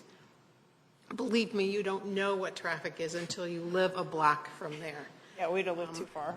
So we have had and worked very closely with the Bartlett Police Department to help us out there and make our streets coming in there one way only so that people go around the circle and pull out. So there's a lot of different concerns, and the board and the staff are all here to listen to what your complaints are and to help understand what you're looking for, and they're going to help you do that. These are the elected officials that you elected. When is that meeting? Or when would that be a meeting that we could go and talk about that? That hasn't been decided yet. Okay. And then board meetings are twice a month. Okay, so just go to anyone and talk. Well, it'll be on the agenda. We'll address it. And you can call. We'll let you know. Okay. And then the other thing is, I know that you say with the weddings being 140 average, in Bartlett, demographic has been changing over the last several years, last 20 years. We have a lot of Indian people in Bartlett now. I don't know if you've ever been to an Indian wedding, but I haven't been to an Indian wedding that was 140 people. I mean, that's like not even first cousins for a Polish family or for an Indian family. So, I think we're going to be, if this goes through, I think you'd be surprised at how many times you would exceed capacity in a situation like this, and just something to keep in mind when we're talking about 300 parking spots or 300 people at a parking spot. So, thank you. Well, at some point they can't violate the capacity. They have fire marshal issues and other issues of people coming down on them if the capacity is too high. And this is a high-end place also. It's not, a lot of people probably are not going to be able to afford to have something here. And you make a good point. The Indian, we do more Indian weddings in Atlanta than we do any other property. We do a few in Dallas. And you're right, they're larger, they're longer. Our capacity is what our capacity is, and frankly, and there aren't as many of them that go to our facilities as we would like. But they are larger. You're absolutely right about that. We wish they were more frequent because they spend a whole bunch of money and a lot of people show up, but they're very infrequent. And again, we're talking about, with all due respect, we're arguing about a capacity of a building that happens 16 times a year at our larger property. And we're not here to pillage and plunder and herds of locusts come in and just like make this place barren. We are very conscious of of our neighbors. We are very conscious of what goes on around us. There's an ordinance in Harris County in Texas where with a $15 permit, you can blast off fireworks on a piece of private property. We don't allow it because we don't want to disturb the neighbors. They could do it, and legally they could do it. We don't allow that. We just don't. You know, with all due respect, you keep comparing us to the South, and we're not the South. And I know you can take your statistics based on, well, these kinds of weddings and these kind of weddings, but the people up here, I've lived in the South. I know that they're different. I know the way they do things. I know the way things take, and the amount of people. You keep saying that people from Naperville are going to come up here. People would rather drop dead, the people who live in Naperville, than come up and have their wedding in Bartlett. That will never happen because of the way the boundaries, the quote-unquote boundaries of the areas are set up. It will never happen. And if you are trying to get the people in the area to have their weddings there, you're going to have more larger weddings because of the nature of the people who live in the area. And so therefore you have your 300 people, more than your 16 times a year. And so then I understand that but that's just my opinion. Yeah, and that's just wrong. We're not just shooting from the hip. We've done a lot of studies before we even considered this area. So we know how many weddings there are, where they are, how much they spend, how far they drive, how many kids they have. We study this stuff. We're not just up here just raising something out of the ground, in an arbitrary location. We know the statistics. We study this. We're not about to make an investment like this on chance. We're just not. So we know we know that people from Naperville, we know how far they drive. I'll be glad to show you the demographic map and the zip code studies that we do and all of that. We spend a lot of time on this. So anybody can speculate and create any scenario that you want to and apply it to our business, and I'll be happy to share statistics otherwise. After that, we don't have anything. I mean, after parking studies and after traffic studies and after wedding statistics and after, landscape ordinances, if you don't want to believe any of that, then, I can't argue any of that. But this is, we're trying to take a scientific approach to it. And yes, we do know how many people get married here. I know how many Indian weddings there are. I know where they live. This is our business. This is what we do. And, this area, now we could go 5 miles down the street. We can go to Schaumburg. We can go to, Arlington Heights. It's the same demographics. But we found a place that we like that fits and everything else works around it. I don't know how else to explain it. I really don't. Suzanne Duffy, 212 Lido. To restate, you say that if there isn't enough parking, they're going to be directed to the off-site at the metro station. And you have said that this is going to be a destination type wedding location. So these people will not be from the area. Are you going to give them a map and show them how they have to go up and around and get to that metro parking lot? Probably not. My other question is, where is your signage on Devon or Prospect so that people that are coming from east, west, north, south, how are they going to know where to turn? If they're coming from the east, off the Elgin O'Hare, they're going to come down Devon. Are they going to see a sign right away so that they know they have to turn onto Prospect? Or are they going to go down Devon and see that they can't get a left turn in, then they're going to have to turn at Hillendale? They'll have their GPS on. They'll say, oh, here's the street. We can cut down here. Then they're going to go on Lido and then come back around. Then they're going to see that they can park there, too, if they go back in and see that it's full. And, oh, you have to go park a mile away at the metro station. They'll come back out and go park on the side streets. I imagine our customers will find us the same way we all find other businesses we go to. However that happens, they manage to get, we manage to get around and find businesses, and, I got a little thing that says your destination is on the right. That's usually how I get there. I mean, All right, it's Eric again.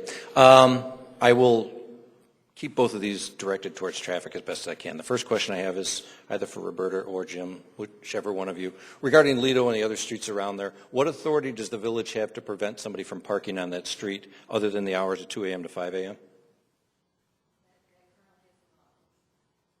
That's correct. But other than 2 a.m. to 5 a.m.? So That's it. 6 p.m. till midnight or 1 or 2, are there any restrictions on No. those streets? No, So anyone can park there for hours at a time? that is correct. Fill up every single available curbside spot in that residential neighborhood, and there would be no law prohibiting that? That is correct. Okay. I guess my second question is directed to you, because you brought this up, and so I'm very, very curious. Again, I commend you for considering Bartlett. I want to see more business in our town. I think your business is a great idea. I just don't think the parking and everything else is right for this corner. So when you looked at all these other myriad of locations and you did all this voluminous research and due diligence, why not like someplace on Lake Street or Route 59 where there's great ingress and egress and lots of room for all the parking you could ever possibly need? I'm just curious from why does your business plan say that being in a kind of a small spot comparatively for what you need and too many parking spots and surrounded by housing, why is that a good business idea? Help me understand that. Sure. That's all I have for now. Yeah, well, let me first of all say the size is big enough. We do have enough parking, and so all of that stuff we've already covered, according to the village code. But that's something you can take up with them. We're meeting that. That's why we're here. This actually is, first of all, we like the quiet of it as well. Our guests, we're not going to, we don't have a property near a highway or off of an exit ramp or near a mall or something of that sort. Quiet, seclusion, privacy, all of that is important to us as well. And frankly, we've done very well in smaller towns. There's great available property. Typically, they're happy to see a nice business come to town of this quality that contributes to the tax base, that is a good, good neighbors, good community involvement, and that sort of thing. So it's again, this isn't a, we're not just here to scrape a piece of land clean and run off to the next one. There's a lot of considerations in that, and up to now, we've been, very openly accepted in other communities because of what we bring to it. I saw the initial plan for what was going in there, that little strip center, and I saw the drive that goes on the west side of the property, the full length of the west side and the full length of the south side, which is would be delivery and dumpsters, and those areas aren't kept very clean. And when you got multiple businesses in a strip center like that, everybody's got their own trash. They've got noise going on. There's deliveries. There's all kinds of stuff going on. We're not going to do that. I don't think that's a pretty good alternative either. We saw the original plan for that when we were looking at the past zoning for the place and the past uses. And you see every one of those little square things, at the bottom, those are exits, and that's where everybody's going to put their dumpsters, So we thought it was a pretty good alternative. Okay, any further comments from anyone on staff or anyone on the board? Nope. Someone made a comment about reduction in the interior parkways from 20 feet to 16 and a half feet. That's not uncommon. If my memory serves me correctly, we did something similar at Walgreens on Route 59. That is correct. And the CVS and That is a very common thing to ask for. I have a question, I guess, for Roberta. Your comment about today's parking restrictions on village streets is what exists throughout the village today, right now. But the village board has the power and the authority to set up a special parking restriction on any street for any reason. Is that not correct? Well, that depends. This is a public street, and if you limit parking in front of their house, who else would be allowed to park there? Okay, for a non-resident, Regardless, it's a public right-of-way. And a public right-of-way is for the public until 2 a.m. There's no overnight parking. That is the only restriction on all streets in Bartlett.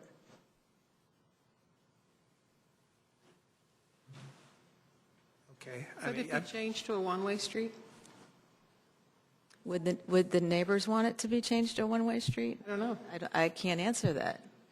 The right-of-way is the standard 60-foot right-of-way in that subdivision, which is for two-way and allows for parking on the street in front of the houses. Okay, Wrigley Field in Chicago, it's a public, those streets around the ballpark are public streets. Yes. Yet the city established during games parking restrictions for residents only, or, you know. Yes. So, I mean, there are other considerations that could be made. Yes, but those also involve with stickers and times. It becomes, I'm not saying it's not possible, but it would apply to everyone. So if they had a graduation party and people came over, they might get ticketed or towed or something if they didn't have a sticker, a resident sticker. It's not something we typically do in the village. I think, as Roberta said, it's possible to do that, but I don't think there's a demand for it. I don't think there would be, it's just like when we decide where to put stop signs. There has to be an analysis, a traffic study. The street has to be at capacity, accidents, those types of things. This is a fairly normal residential street. I don't think there's going to be a demand to put no parking signs on the interior streets in this subdivision.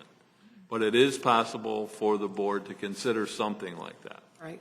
I'm just trying to look down the road. If it gets approved and parking is an issue, and you have, your security people say where to go to park at the Metro lots, but they come around the corner and park on Lido Terrace,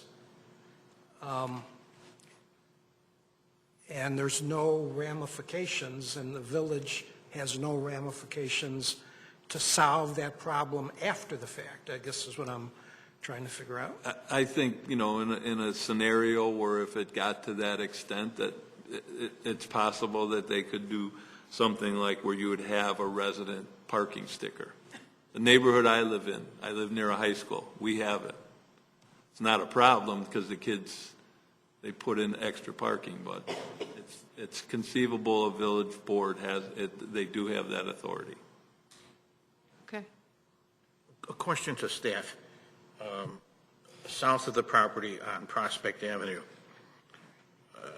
from what I can see on the map and what memory serves me, I believe that there are no fronts of homes on Prospect. Yes, and there is parking on Prospect south of this site. But not at this site. South of this property, further down on Prospect, the closer you get to the elementary school, Centennial, there is parking on Prospect. And it's posted, and it's marked. So that's legal parking. That is correct.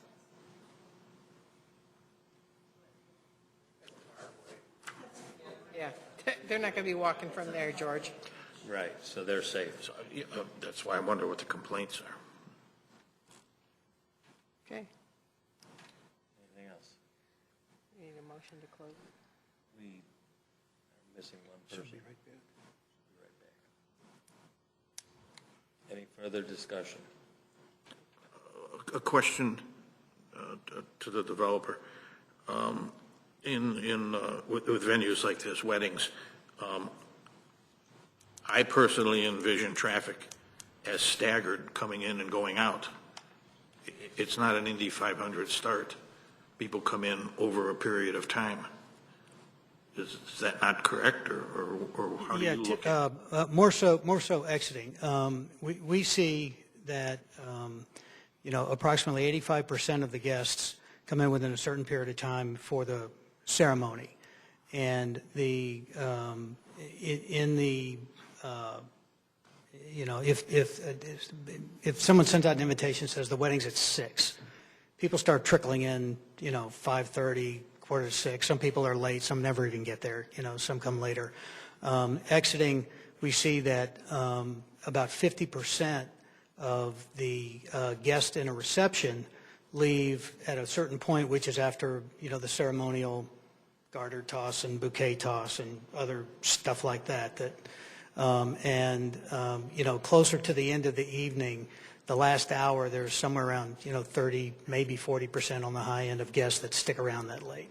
You know, you've got kids and elderly people and things like that that just don't stay until 12:30. So it's more on the exit later in the evening. It's more drawn out than it is the entrance. But upon the entrance, it's typically within 30 minutes of the start time. One other thing, I think since we've had a lot of revamping with the zoning ordinances compared to how it was in the late 1970s, we have learned a lot about calculating the parking places. And as was pointed out earlier, there is presumed to be some overlapping between the chapel and the banquet hall. For the most part, you're not going to usually have two sets of activities going on. And that's why they have different formulas that are being used to calculate this, as well as handicap parking. We've revamped our ordinances quite a bit because we've learned over the years what to expect at different types of facilities. And I think that's one thing that keeps being brought up about a shortage of parking places. And I think it's been calculated on many years of experience with different types of business. We've had a lot of professional people within the village and people hired outside of the village to try to figure things out so that it makes it easier for us. The purpose of the zoning board is to hear variances when it might be possible or necessary to vary from the strict interpretation of the ordinance. And whatever decision we come to tonight, the village board still has the authority to override us. Anything further or any motions? Make a motion, we close the public hearing. I can't until there's a motion on the table. We make a motion and get a second, then we close the public hearing. Okay. Any motions? I'll make a motion that we send a positive recommendation to the village board. Second. Are you on all three? On all three. You want to separate them? I'm just asking you. On all three variance requests. Okay. It's moved by Patty, seconded by George. Still second. At this point, I shall close the public hearing portion. Any further discussion? Nope. Please call the roll. Patty Hansen? No. George Cozio? Yes. Bob Bucaro? Yes. Linda Hansen? No. Mike Worden? Yes. 3-2. Okay, so that is not enough of a quorum. All it is a split vote that gets passed on to the village board. Will go as a report of the proceedings of the meeting to the village board. Okay, so this likely would appear sometime in September, one of the meetings, right? Yes. It'll be posted online, and you can call the staff anytime, and we'll let you know when we find out. Okay. Anything under old business, new business? I don't No? think we have a meeting scheduled for next month at this time. Not yet.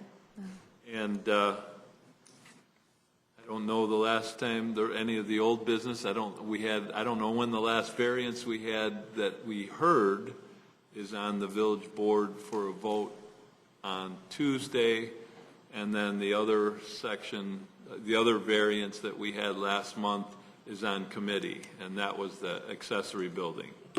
So those are on for September 6th, just to let you know. Anything else? Nothing for next month. Any motion? To adjourn? Okay, move to adjourn. All in favor? Aye. Aye. Okay, adjourned.